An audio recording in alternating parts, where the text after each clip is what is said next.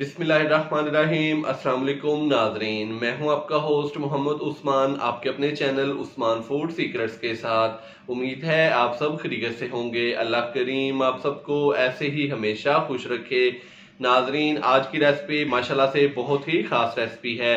अगर मेरी बहनों के पास टाइम कम है और वो अफ्तार स्पेशल में कुछ बनाना चाहती हैं तो ये वाली रेसिपी बनाएं। इंशाल्लाह से बहुत कम वक्त में इतनी मज़ेदार तैयार होती है कि हर कोई आपकी तारीफ करे। तो अभी चैनल को सब्सक्राइब कर लें और साथ ही बेल आइकन के बटन को दबाकर फराल वीडियोस को सेलेक्ट कर लें। तो आइए अपनी प्यारी सी रेसिपी स्टार्ट करते हैं। बिस्मिल्लाहिर्रहमानिर्रहीम। नाजरीन, अफ्तार स्पेशल में आज हम बनाएंगे बहुत ही मज़ेदार आलू के पकोड़े।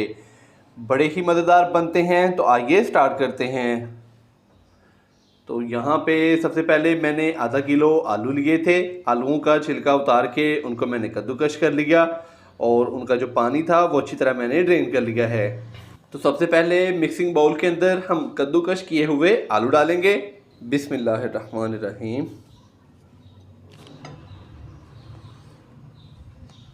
आप चाहें तो आलूओं को बारीक भी काट सकते हैं या लंबाई के अंदर भी काट सकते हैं। आलू डालने के बाद ये मेरे पास एक अदद प्याज है जिसको मैंने लंबाई में काट लिया है, ये डाल देंगे। 2 से 3 अदद सब्ज मिर्चें जिसको मैंने बारीक काट लिया है, ये डालेंगे। 1 खाने का चम्मच बारीक कटा हुआ सब्ज धनिया, ये डालेंगे। हाफ टी स्पून कुटी हुई लाल मिर्च, ये डालेंगे। हाफ टी स्पून लाल मिर्च का पाउडर, हाफ टी स्पून नमक डालेंगे। हाफ टी स्पून ज़ीरा पाउडर, 1 टीस्पून खुश्क कसूरी मेथी और 1 टीस्पून के करीब मेरे पास है साबुत धनिया जिसको हम हथेली की मदद से थोड़ा सा मैश करके तो ये डाल देंगे। इससे बहुत ही प्यारी खुशबू आती है पकोड़ों के अंदर।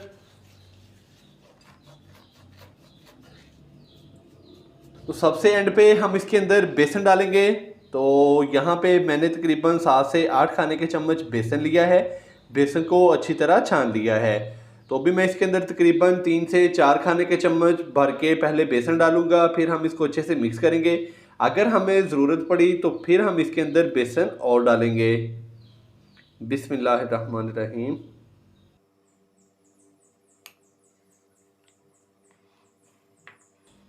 तो यहाँ पे तकरीबन मैंने 4 से 5 खाने के चम्मच बेसन डाला है।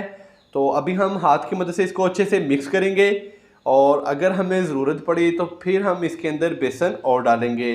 और पानी भी अभी मैंने इस्तेमाल नहीं किया। पानी की अगर हमें ज़रूरत पड़ी तो हम तकरीबन थोड़ा सा पानी डालेंगे, हाफ कप के करीब। बिस्मिल्लाहिर्रहमानिर्रहीम। तो माशाल्लाह से आलू के पकोड़े बड़े ही मज़ेदार बनते हैं। अगर आप इस तरीके से बनाएंगे तो माशाल्लाह से आपके पकोड़े बहुत ही क्रिस्पी और फुल लच्छेदार तैयार होंगे। तो नाजरीन, मेरी कोशिश होती है कि मैं आपको हर मुश्किल से मुश्किल रेसिपी भी बड़े ही आसान तरीके से बनाना सिखाऊं। तो अभी मुझे लग रहा है कि इसमें बेसन थोड़ा सा कम है, तो अभी हम इसके अंदर 2 से 3 खाने के चम्मच बेसन और डालेंगे।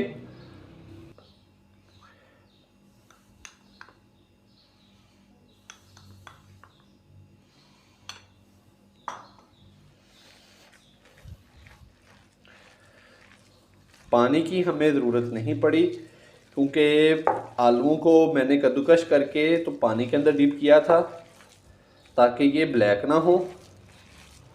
तो आलूओं ने अपना पानी छोड़ दिया है, तो अभी हमें इसके अंदर पानी डालने की बिल्कुल भी ज़रूरत नहीं पड़ी। तो माशाल्लाह से बहुत ही मज़ेदार सी हमारी आलू के पकोड़ों की डो तैयार हो चुकी है। तो अभी हम इसको 5 से 7 मिनट के लिए रेस्ट देंगे और फिर हम बहुत ही मज़ेदार से आलू के पकोड़े फ्राई कर लेंगे। माशाल्लाह से आलू के पकोड़ों की डो को हमने 5 से 7 मिनट के लिए रेस्ट दे लिया है। अभी हम बहुत ही मज़ेदार से और क्रिस्पी से आलू के पकोड़े फ्राई करेंगे। आलू के पकोड़ों को फ्राई करने के लिए मैंने पैन के अंदर कुकिंग ऑयल डाला है। ऑयल को हम हल्का सा गर्म करेंगे और फिर हम इसके अंदर एक एक करके आलू के पकोड़े फ्राई होने के लिए डाल देंगे। तो माशाल्लाह से ऑयल हल्का सा गर्म हो चुका है। अभी हम इसके अंदर एक एक करके आलू के पकोड़े फ्राई होने के लिए डाल देंगे। बिस्मिल्लाहिर्रहमानिर्रहीम।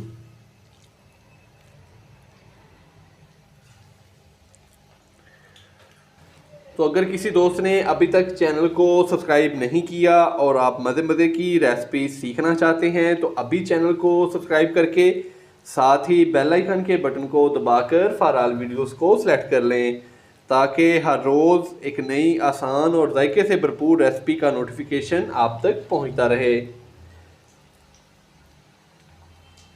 मेरी हौसला अफजाई के लिए वीडियो को लाइक कर दिया करें और कमेंट सेक्शन में मुझे लाजमी बताया करें कि आपसे ये वाली रेसिपी कैसी तैयार हुई। तो अभी हमने इनको ऐसे ही फ्राई होने के लिए छोड़ देना है। 1.5 से 2 मिनट के बाद हम इनकी जो साइडें हैं वो चेंज कर देंगे और मीडियम फ्लेम पे हमने इनको फ्राई करना है। अगर हम जो आंच है वो हाई करेंगे तो ये फ़ौरन से पहले ऊपर से जल जाएंगे और अंदर से ये कच्चे रह जाएंगे। पकौड़ों को फ्राई होते हुए तकरीबन 1.5 से 2 मिनट हो चुके हैं। अभी हम चम्मच की मदद से इनकी जो साइडें हैं वो चेंज कर देंगे। बिस्मिल्लाहिर्रहमानिर्रहीम।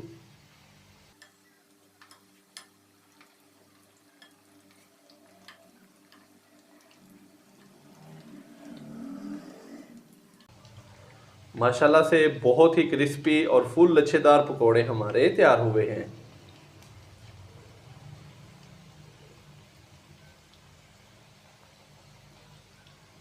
एक साइड इनकी हमने ये देखें चेंज कर दी है, माशाल्लाह से बहुत ही अच्छे से फ्राई हुई है।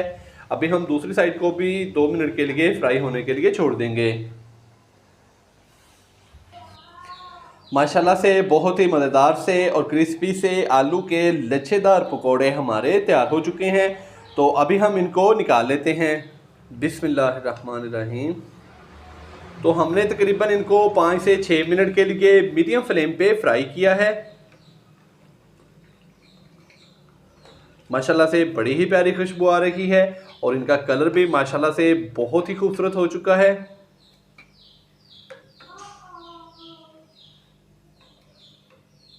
ये देखें, माशाल्लाह से बहुत ही मज़ेदार से और क्रिस्पी से आलू के पकोड़े हमारे फ्राई हो चुके हैं। तो इसी तरह हम बाकी भी पकोड़े फ्राई कर लेते हैं और चलते हैं इनकी फाइनल लुक की तरफ।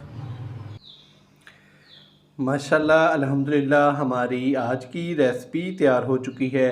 बहुत ही मज़ेदार से क्रिस्पी से आलू के लच्छेदार पकोड़े तैयार हो चुके हैं।